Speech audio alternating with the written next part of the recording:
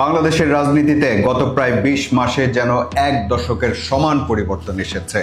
দীর্ঘ সময়ের প্রধানমন্ত্রী শেখ হাসিনার ক্ষমতাচ্যুত হওয়া, আওয়ামী লীগের নিষিদ্ধ হওয়া, বাংলাদেশ ভারত সম্পর্কের টানাপোড়েন, এমন অনেক কিছুই হয়েছে এই সময়ের মধ্যে।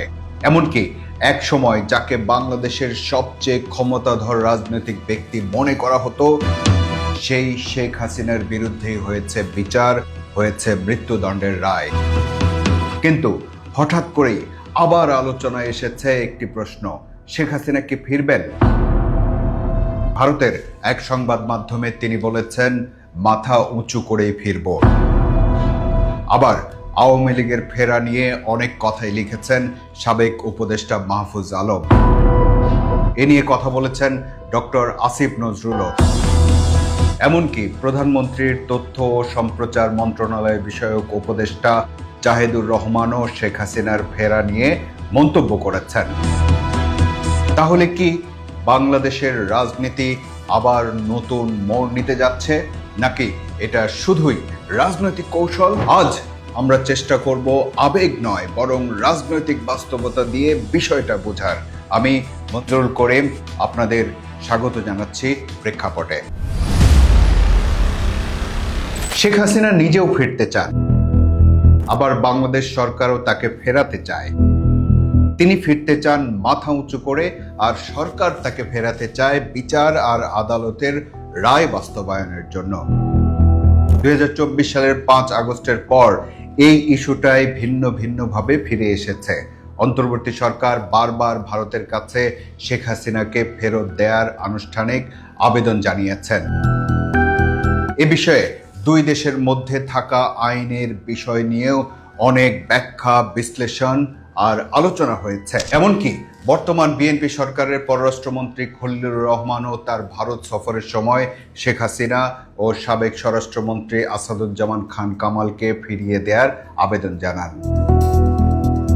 তবে ভারতের পক্ষ থেকে এখন পর্যন্ত ইতিবাচক কোনো সাড়া পাওয়া যায়নি।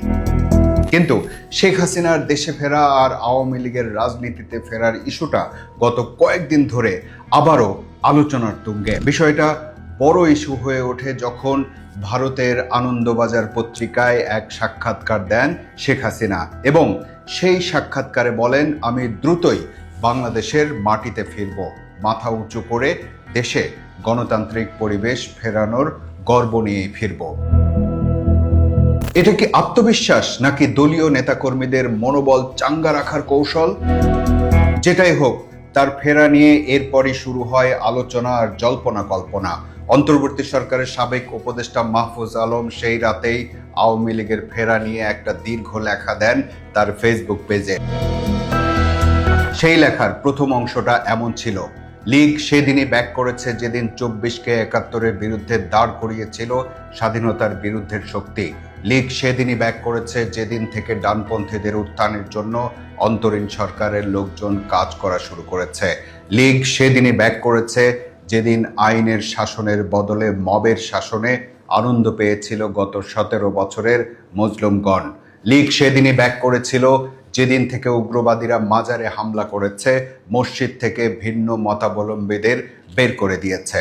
লীগ সেদিনই ব্যাক করেছে যেদিন হিন্দুদের উপর নিপীড়ন নিয়ে মজলুমগণ চুপ ছিল।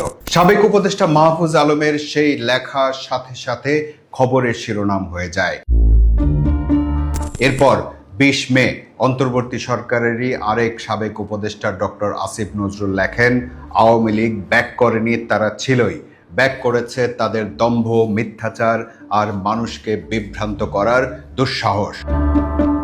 অনেকেই বলছেন, যখন রাজনৈতিক প্রতিপক্ষ কোনো সম্ভাবনা নিয়ে আলোচনা শুরু করে তখন বোঝা যায় বিষয়টি রাজনৈতিক আলোচনার কেন্দ্রে চলে এসেছে।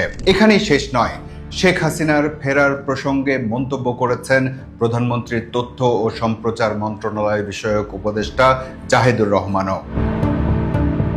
তার মন্তব্য এমন, একটা কথা খেয়াল রাখা দরকার, শেখ হাসিনাকে আমরা ক্ষমতা থেকে হটাতে চেয়েছি কারণ তিনি ইনসাফ করেননি। পরবর্তী যে বাংলাদেশ তৈরি হয়েছে সেটার প্রধান উদ্দেশ্য হচ্ছে ইনসাফ। শত্রুর প্রতিও ইনসাফ থাকবে, শেখ হাসিনার প্রতিও আমাদের ইনসাফ থাকবে। শেখ হাসিনা যদি আসেন বাংলাদেশে, তাকে কোনো এক্সট্রা জুডিশিয়াল কিছু আমরা করব না। তার মানে সরকারের অবস্থান হলো, শেখ হাসিনা যদি ফেরেন তবে তাকে বিচারের প্রক্রিয়ার মধ্যে দিয়েই যেতে হবে। এখন প্রথম প্রশ্ন হলো, এই বিচারের প্রক্রিয়ার ভেতর দিয়ে যাওয়ার জন্য বা সাজা ভোগ করার জন্য কি বাংলাদেশে ফিরবেন শেখ হাসিনা? আর দ্বিতীয় প্রশ্ন হলো, বাংলাদেশ সরকারের আবেদনে সাড়া দিয়েই কি শেখ হাসিনাকে ফেরত পাঠাবে ভারত? এসব প্রশ্নের সরল কোনো উত্তর নেই। সবকিছু নির্ভর করে রাজনৈতিক, কূটনৈতিক ও দুই দেশের পারস্পরিক সম্পর্কের প্রেক্ষাপটের উপর। এর সাথে জড়িয়ে আছে আঞ্চলিক প্রভাব, নিরাপত্তার হিসাব, দীর্ঘ রাজনৈতিক সম্পর্ক আর বাংলাদেশের ভবিষ্যৎ পাওয়ার ইকুয়েশন। এক্ষেত্রে ভারত অবশ্য কিছু ঝুঁকিও নিচ্ছে, যেমন এর ফলে বাংলাদেশে অ্যান্টি ইন্ডিয়া সেন্টিমেন্ট বাড়তে পারে, দ্বিপাক্ষিক সম্পর্কের উপর চাপ তৈরি হতে পারে এবং আঞ্চলিক কূটনৈতিক ইমেজের উপর প্রভাব পড়তে পারে। অনেক বিশ্লেষক মনে করেন, ভারত শুধু বাংলাদেশের সাবেক একজন প্রধানমন্ত্রীকে আশ্রয় দিচ্ছে না, বরং ভবিষ্যতের সম্ভাবনাও খোলা রাখছে। অনেকেই বলেন, শেখ হাসিনার দেশে ফেরা আর আওয়ামী লীগের রাজনীতিতে ফেরা একে অপরের সাথে সম্পর্কিত। শেখ হাসিনা যদি কখনো বিচারের প্রক্রিয়া মেনে নিয়েই ফেরেন, তাহলে কি আওয়ামী লীগও রাজনীতিতে ফিরবে? এখানেও একটা জটিল সমীকরণ আছে। বাংলাদেশে আওয়ামী লীগ তো দল হিসেবেও নিষিদ্ধ। তাহলে কেউ কেউ মনে করেন, এই নিষেধাজ্ঞাও কোনো না কোনো সময় উঠে যেতে পারে যদি শেখ হাসিনাকে বাদ দিয়ে আওয়ামী লীগকে রিব্র্যান্ডিং করা হয়। এমন আলোচনা হয়েছেও বহুবার। অনেকেই মনে করেন, দীর্ঘ সময়ের ক্ষমতার বিরুদ্ধে মানুষের ক্ষোভ, ভাবমূর্তির সংকট, এসব থেকে দলটি সহজেই বের হতে পারবে না। কিন্তু কারো কারো আবার ভিন্ন যুক্তিও আছে। তারা মনে করেন, বাংলাদেশের মতো দেশে এত বড় সাংগঠনিক শক্তি পুরোপুরি হারিয়ে যাওয়া সহজ নয়। তাদের যুক্তি হলো, বাংলাদেশের রাজনীতিতে অনেক দল দুর্বল হয়েছে, কিন্তু পুরোপুরি মুছে যাওয়া সেটা খুব কমই ঘটেছে। শেখ হাসিনা বা আওয়ামী লীগের ফেরার ক্ষেত্রে আরো কিছু গুরুত্বপূর্ণ ফ্যাক্টর আছে বলে মনে করেন অনেকেই। প্রথম ফ্যাক্টর যে ভারত, সেটা তো আগেই বলেছি। দ্বিতীয় ফ্যাক্টর হলো বাংলাদেশের অভ্যন্তরীণ রাজনীতি। আওয়ামী লীগ নিষিদ্ধ হওয়ার পর বাংলাদেশের রাজনীতি এখন বিএনপি, জামায়াত আর এনসিপিকে কেন্দ্র করে আবর্তিত হচ্ছে। সেক্ষেত্রে জামায়াত বহুদিন ধরেই একটি বড় পাওয়ার ইকুয়েশন। ভবিষ্যৎ রাজনৈতিক মেরুকরণে যদি কোনো পক্ষ মনে করে জামায়াতকে ঠেকাতে একটা পুরনো ফোর্স দরকার, তাহলে আওয়ামী লীগকে ঘিরে নতুন হিসাব শুরু হলেও হতে পারে। তৃতীয় ফ্যাক্টর হলো ক্ষমতাসীনদের জনপ্রিয়তার সংকট। বাংলাদেশের রাজনীতিতে বিরোধী শক্তির উত্থান অনেক সময় নিজেদের শক্তির চেয়ে ক্ষমতাসীনদের দুর্বলতার উপর বেশি নির্ভর করেছে। অর্থনৈতিক চাপ, রাজনৈতিক বিভাজন, আইন শৃঙ্খলার সংকট বা জন অসন্তোষ বাড়লে পুরনো, এমনকি আইনগতভাবে নিষিদ্ধ রাজনৈতিক শক্তিও আবার জায়গা পেতে পারে। চতুর্থ ফ্যাক্টর হলো আন্তর্জাতিক মেরুকরণ। অনেক সময় বলা হয় যে বাংলাদেশের রাজনীতি শুধু ঢাকায় নির্ধারিত হয় না, দিল্লি, ওয়াশিংটন কিংবা বেইজিং এর হিসাবও এতে প্রভাব ফেলে। সেক্ষেত্রে ভারতের কৌশল, পশ্চিমা বিশ্বের অগ্রাধিকারে পরিবর্তন কিংবা আঞ্চলিক নিরাপত্তা পরিস্থিতি যদি নতুন দিকে যায়, তাহলে বাংলাদেশের রাজনৈতিক সমীকরণেও তার প্রভাব পড়তে পারে। এসবের জন্য হয়তো অপেক্ষা করতে পারেন শেখ হাসিনা ও আওয়ামী লীগ। আনন্দবাজারের সাথে সাক্ষাৎকারে এমন ইঙ্গিতও দিয়েছেন তিনি। বলেছেন, এই অবস্থায় যারা বাইরে রয়েছেন তারা বিশ্বের বিভিন্ন মানবাধিকার সংগঠনে বাংলাদেশের প্রকৃত পরিস্থিতি তুলে ধরছেন, সামাজিক মাধ্যমে সক্রিয় রয়েছেন।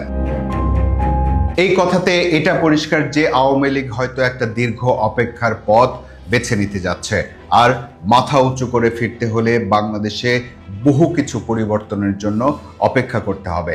সেই অপেক্ষার সময়টাতে তারা সামাজিক যোগাযোগ মাধ্যম ব্যবহার করে নিজেদের প্রয়োজনীয়তার একটা ভাবমূর্তি তৈরি করার চেষ্টা করবে। আন্তর্জাতিক লবিগুলোতে লিয়াজও বাড়াবে। শেখ হাসিনার ফেরা নিয়ে প্রধানমন্ত্রীর তথ্য ও সম্প্রচার মন্ত্রণালয় বিষয়ক উপদেষ্টা জাহিদুর রহমানের মন্তব্যে ফিরে যায়। তিনি বলেছেন, ওনার বিচার হয়েছে, ওনাকে ডিফেন্ড করতে আবার দেওয়া হবে। তাতে তার মৃত্যুদণ্ডাদেশ থেকে যদি তিনি মুক্তি পান, টেকনিক্যালি বলছি, সেটা আমরা মানব। আর যদি না হয়, সেটা কার্যকর হবে। এটাই হচ্ছে ইনসাফ। তার মানে কি এটা যে শেখ হাসিনা ফিরলে আদালতের রায়ের বিরুদ্ধে আপিল করার সুযোগ পাবেন তিনি? অনেক রাজনৈতিক বিশ্লেষক মনে করেন শেখ হাসিনার ফেরার ক্ষেত্রে হয়তো নিজস্ব স্বার্থ বিবেচনা করে ভারত শেষ পর্যন্ত একটা মধ্যস্থতা করলেও করতে পারে।